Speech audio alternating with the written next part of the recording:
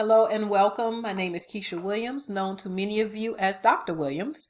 And this session is geared mainly to how to establish your online presence, communication, and motivating students to submit work and stay engaged now that you move from the traditional classroom into an online setting. Now, this class was also, and I keep saying class because that's what I'm used to, but this is a very informal session. I have you guys on texting me and I have you participating in a chat, just depending on which one you are comfortable with. Just know I'd be looking down a lot. Help if I put these on so I can read. And this is in direct response to a lot of questions that I received due to my background in how to navigate or some strategies that I use to navigate some situations. So thank you for bringing in a lot of names that I don't recognize because I want this to be collaborative and we can come up with some other things that we may want to talk about, share your experiences. My background is that I am primarily a secondary science, a middle school, high school science teacher. And I've spent basically about 12 years in the traditional classroom before transitioning into a completely online environment. And I've been teaching online for maybe over 6 years now. I taught university level full time in middle school, high school science full time. And now I teach chemistry and physics part time, graduate and undergraduate as an adjunct, and I tutor. I tutor one-to-one and I tutor small groups in some classes. Okay, so yeah, there's a lot in there. It doesn't seem like that much until you start listing everything. But as you can see, my passion is educating our youth, science, and just supporting teachers. That's it. Now, with that said, my middle school, high school online classes for the school, I work with two schools. I had a class load of anywhere between 180. I don't think I had anything less than 180 to over 300 students. So we learned some very good strategies to engage students. Some of them, many of them, I still use I use today. And the main thing that we're going to focus on today, my main tip for you today, if you get nothing out of this, is consistent communication. It's not easy. You have to set up a schedule. But once you do, it's a lot of work on the front end. Once you do it, it's going to make it so much easier on the back end because you don't know how long we're going to be in this particular situation. It could be for a matter of weeks. It can be for the rest of the school year. But the bottom line is we want to make sure our students get something out of this. You don't want to widen the gap between now and when they come back to us in August. So with that said, let's talk about communication. Okay, so my types of communication that I tend to do, is email, texting, phone calls, explicit feedback. Now, one of the things that I saw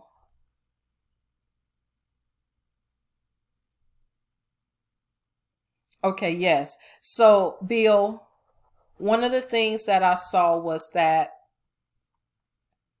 you mentioned that you cannot do virtual meetings with your students.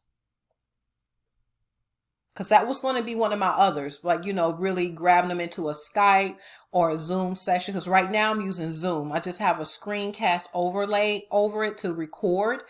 I'm not even sure if that's a technical term. I don't know. But Zoom was acting funny and I wanted to be able to record this and get it out to you to share. But,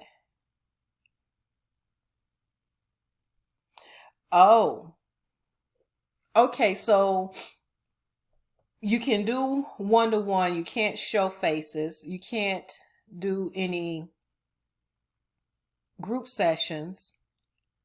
And it's for privacy reasons. So basically, you can show them and they can see you showing them, but you can't show them. So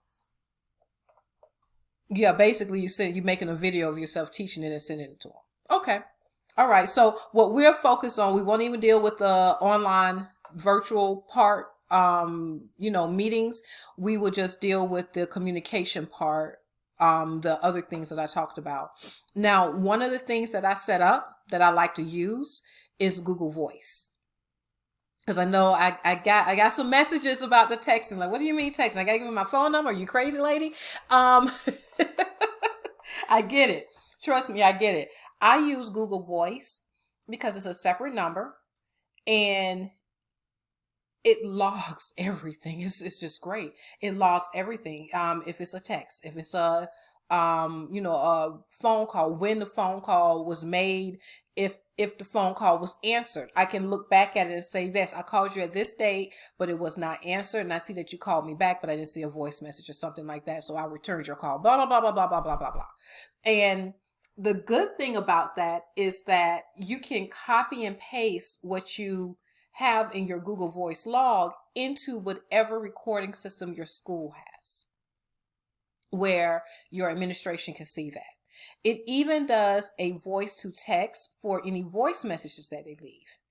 I will warn you though, you want to review you want to review the voice to text because Google is great, but it can leave room for improvement with transcribing, and some of the way and some of the words that it picks up people saying, it's just wrong. It's not right. It's wrong. So you definitely want to look at that before you just take that and plop it in there for your administrator to read, because they may be thinking that parent is saying something very wrong or that student is just not right.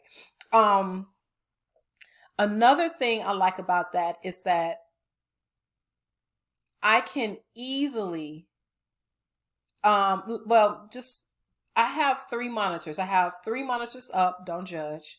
But with the three monitors up, I can have my Google here. I can have, my system, my school system, tracking system. I can see what work has been turned in, what hasn't, what communication was there. And I can actually have the work on another screen if I need to.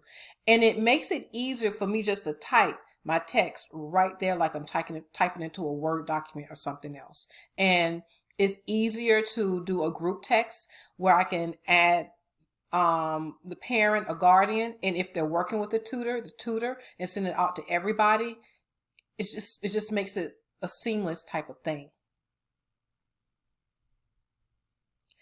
Oh, wow, that is a great question.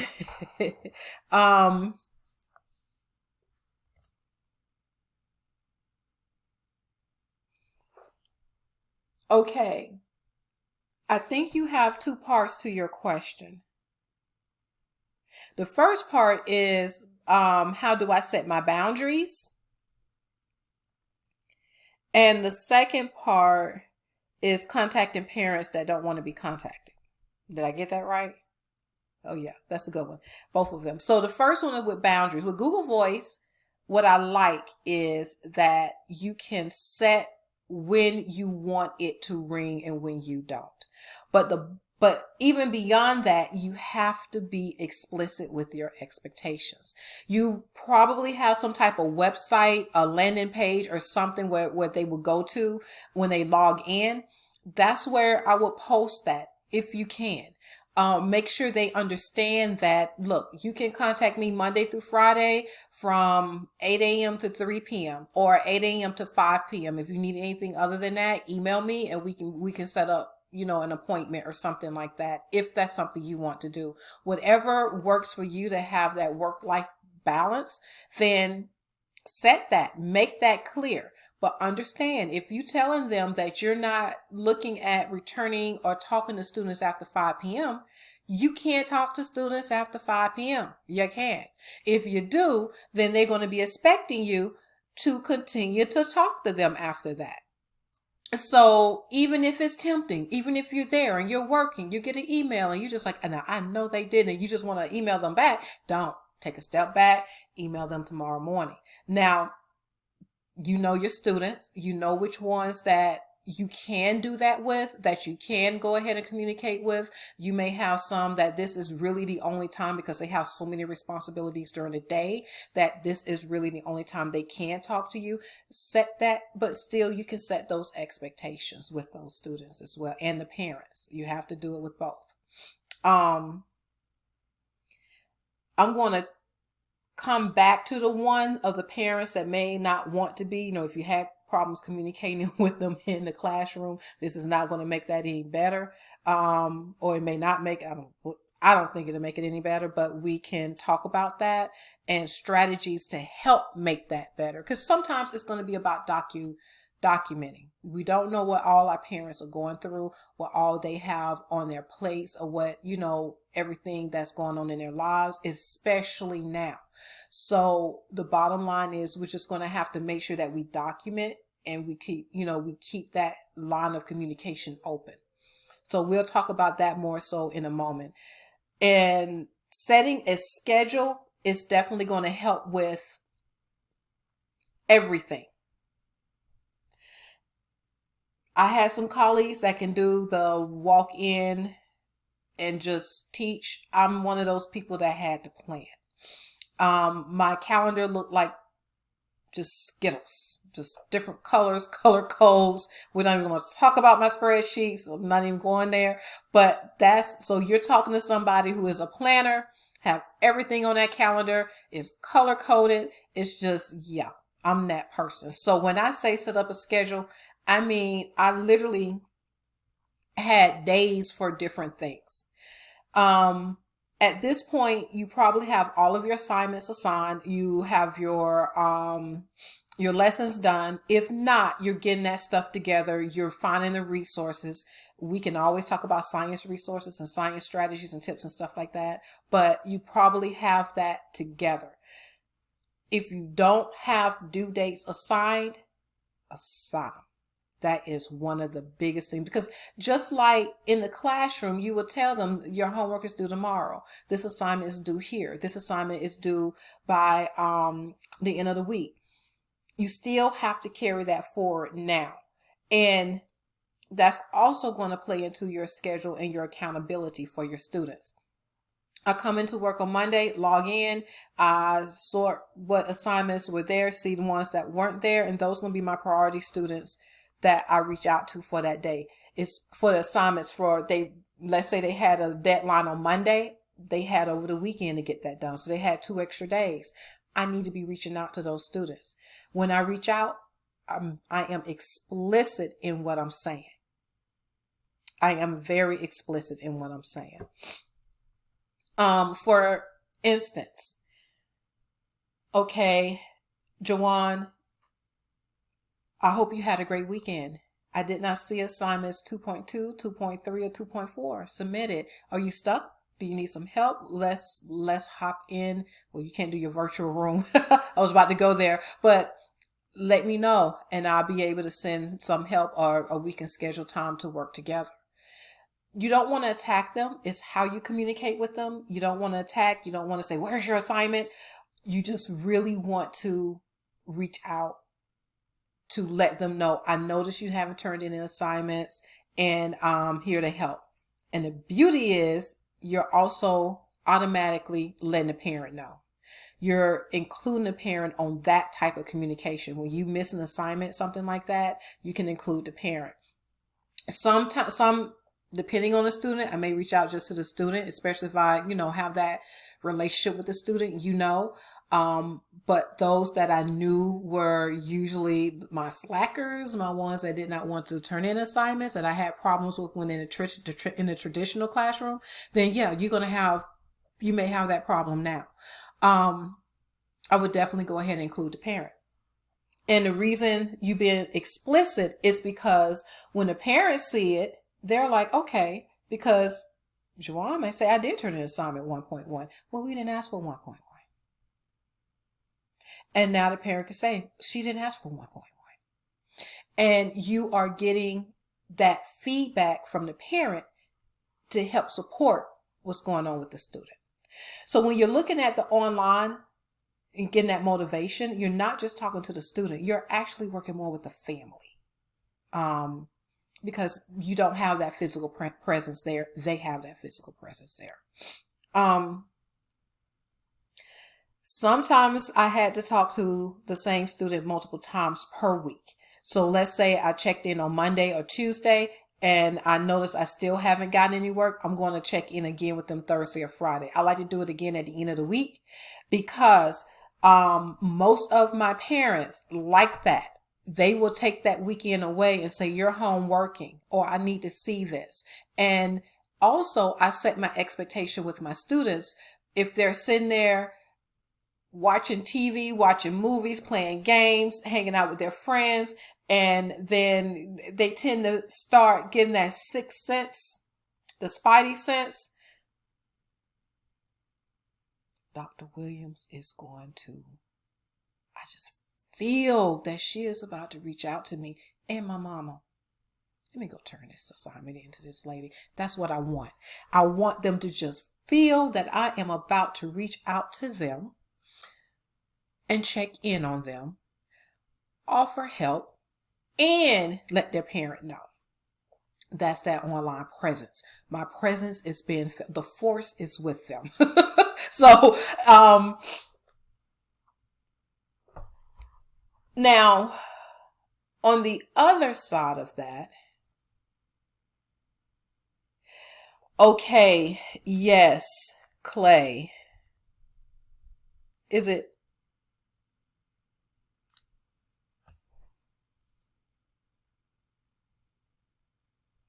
Okay, yes. Clay was asking, how do I know when I want to do I include the parent in every single communication? No. Now, I deal with teenagers, middle school and high school students. So no, I don't include the parent in every one. And it varies per student. I know I judge my relationship with the student, what I know is going on with the student, because I still want to develop that relationship with the student. But usually things where they're missing assignments, they missed an appointment with me, I do a follow-up. I've had several times when parents were like, did he call you? He was home sleep, taking a nap. He should have been up. Did he call you? And I would get, immediate feedback. And then I also just talk to them and say, how would you like this communication? Every week, every couple of weeks. And that's with the parent. And you'll be surprised. You will get a lot of support, in information back from them, especially when you can include them. Not all of the parents are home. Some of them still have to go out to work. So it's an interesting dynamic. They may be at a friend's or an aunt's or a grandparent's home, and you want to see, hey, when I reach out, who do you want me to reach out to? If you want me to reach out to the grandparent, do you also want me to reach out to you? Because I can include everyone in a group text. That is something to think about. Did I answer your question, Clay? Awesome. Okay, awesome. I answered the second question with that. Perfect. Now,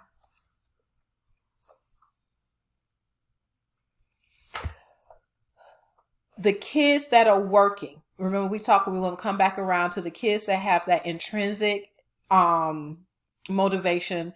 They're working. You want to keep them working.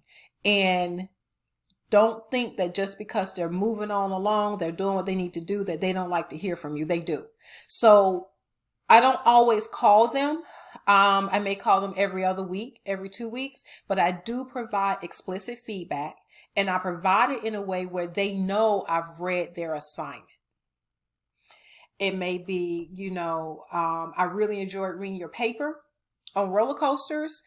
That was really cool when you incorporated such and such and such, or you talked about this, that, and the other. And I would tell them that what the reason something was right, your use of waitlist was very, accurate, and whatever the reason.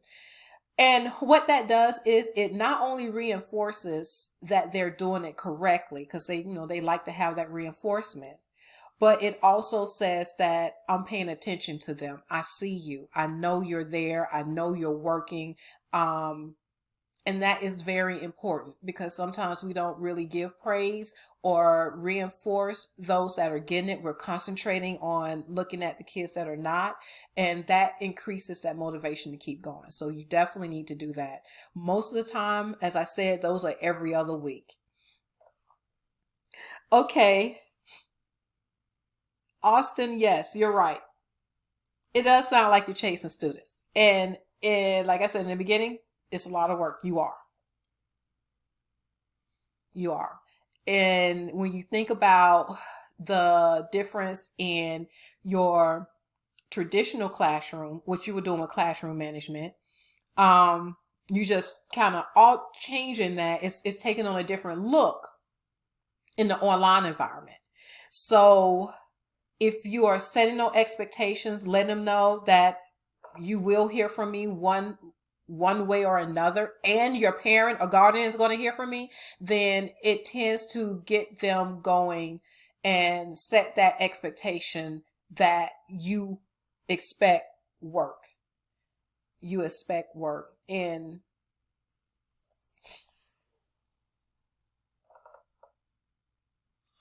okay, Sharonda, that's a good question. What about when they do submit the work and okay, so you're talking about those assignments that they, I don't know why they do that. It's just one of those teenage things, I guess, where they don't they're not going to see us the next day, so they just submit something like if I ask for an essay, I want 5 paragraphs, and the paragraphs have to have so many sentences, and you send me one paragraph with not even a correct number of sentences, and you think this is going to be okay. You've been with me since August, and you think this is going to be okay. I feel it through the text. I definitely do. And in those cases, what I do, how do I communicate when they are submitting work, but it is insufficient work that they wouldn't even submit if they were in the classroom with you, in the physical classroom with you? How I handle that is I will email the parent and the student, attach the assignment, attach the directions, and say, hey, thank you for submitting this work. There may have been some confusion on the instructions. This was supposed to be a full essay, 5 paragraphs. And remember, our paragraphs are 5 sentences. Do you need any help with this? I'd be more than happy to set up a session to work with you. Let's get this reevaluated. Let's do, I guess you do stages when you're doing your essays. Let's get the brainstorm done by this day, send it to me. Let's get this done by this day, send it to me. So set days that you expect that to happen, set deadlines, due dates, but definitely send it to the student and the parent so that they know that if they send you craziness, somebody else is going to be participating in viewing that craziness as well. That's what it really tends to. And sometimes it's just that they don't get it. They don't understand, especially moving from a traditional environment to this environment. You're not there to hold their hand. And so you have to figure out a new way to work with them to really get them to work. It may be where you have to set up multiple times per week to talk to them or have them send you things back and forth. Google Docs is really good for that. In Google Classroom, I am able to organize all my work, organize all of my assignments in there. I'm able to actually upload a Google document and share it with that, assign it to that student where we can work on it together. So that may be something that you can do. But I think Sharonda was talking about the students that she know better, that she knows they understand okay, so yes, you were. You know they understand and they're doing it just because of the change in environment. Yeah, I would definitely attach it and email it to both student and parent, and then come from it from an angle of there must have been some confusion. Let me help you. Let's set up a plan. Hmm. Okay.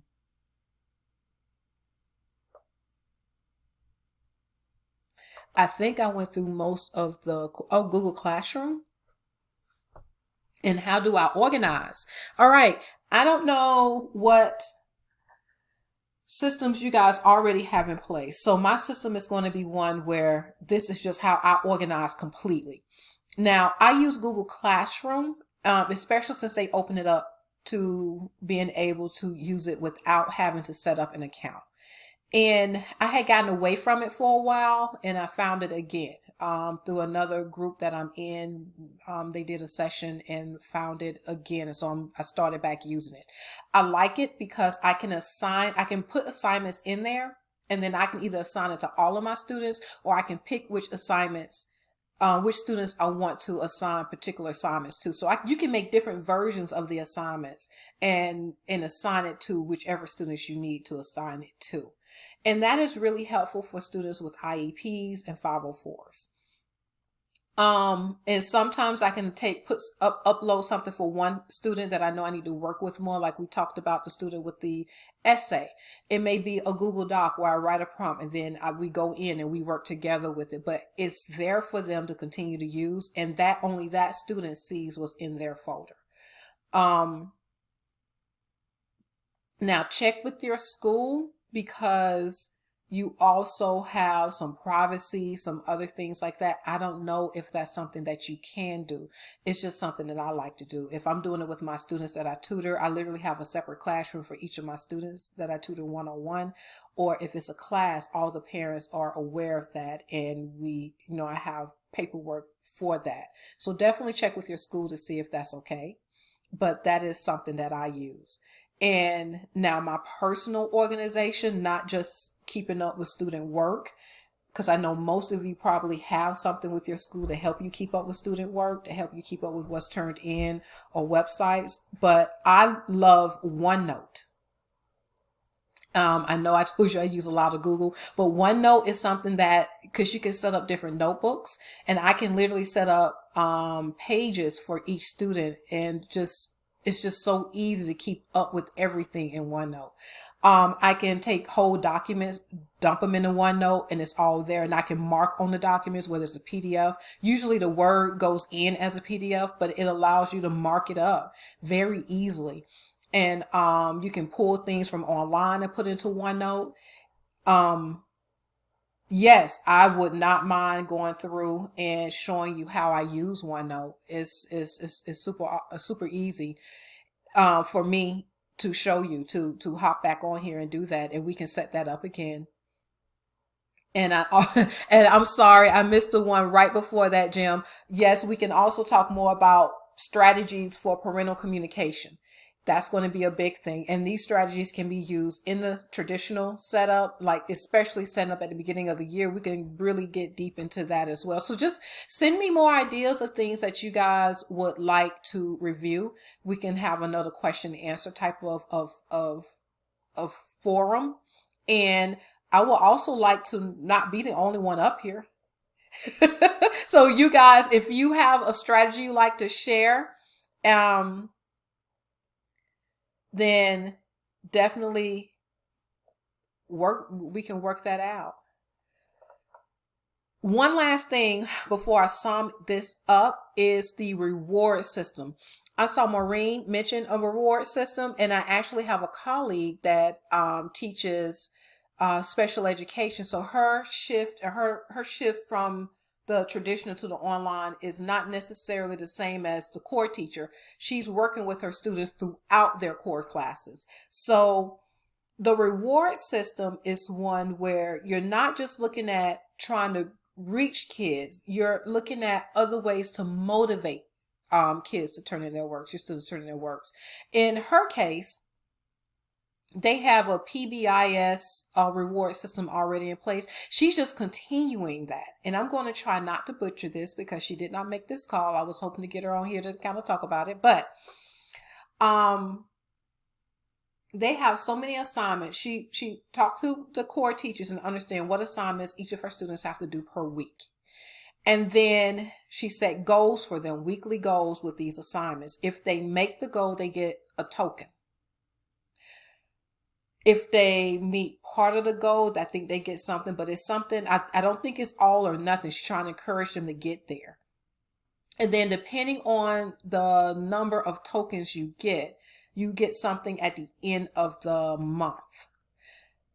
And that end of the month, it can be entering into a drawing, or it may be a prize right for them then, but then they also get entered into a drawing. And her drawing, her prizes can range from, I guess, a freebie, a pass, or something like that, to virtual giveaways where it may be a virtual Amazon card. And but with that, I would talk to the parent and make sure you know who you need to send that to. Um, and it looks as if, okay, so I'm assuming that's Lakshmi.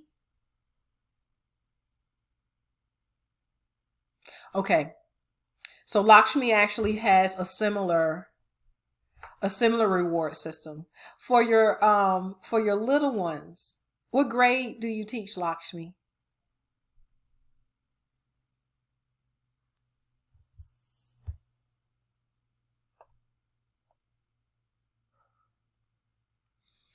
Okay, we're looking at first graders. They're so little. All right, so you use a sticker system where each week they have goals as well, and then they have an emoji and sticker system. That sounds too cute. That sounds too cute. Okay, I like that. Okay, guys, so to wrap this, to sum this up, communication is going to be key. Whether it's email, text, calling them, and explicit feedback, you definitely want to make sure you're constantly communicating. When I say constantly communicating, you're communicating on a weekly basis. You know your students, you know which ones you may need to communicate with multiple times per week versus maybe every other week, and in what method you need to. But it's, if you can include the parent, especially in those things where the student is not doing what they need to be doing. The sooner you can do that, the better. Think about with your students, you can help to stop it if you know about it early. In addition to that, that establishes your expectations. They even begin to feel, that lady is going to contact me and she's going to include my mom. Let me go ahead and get this done. That's what you want. And you want to take that to the point of where they start doing it, they start reaching out to you, you go back to that having fun, the aha moments, and all that good stuff. But you want them to feel your presence. We want it to be in a positive way. So setting up that reward system is a really, really good idea. Google Voice is a great way to organize your, to keep track, logs, and organize your calls. Set up a schedule to when you're going to call who, when, and how often. And also make sure you have yourself organized. I like to use OneNote, and I used it when I was teaching in the online setting in addition to the school settings. It helped me to stay organized. I hope this was helpful. I feel as if it's just so much. I still feel as if I may be forgetting some things, but I said I was going to keep this in 30 minutes. I think I'm right at 33 minutes. Oh, awesome. I'm so happy that this was helpful. Okay. If you come up with any other questions, let me know, and we will definitely hop back on here and talk about some of these other ideas. You guys are awesome. Thank you.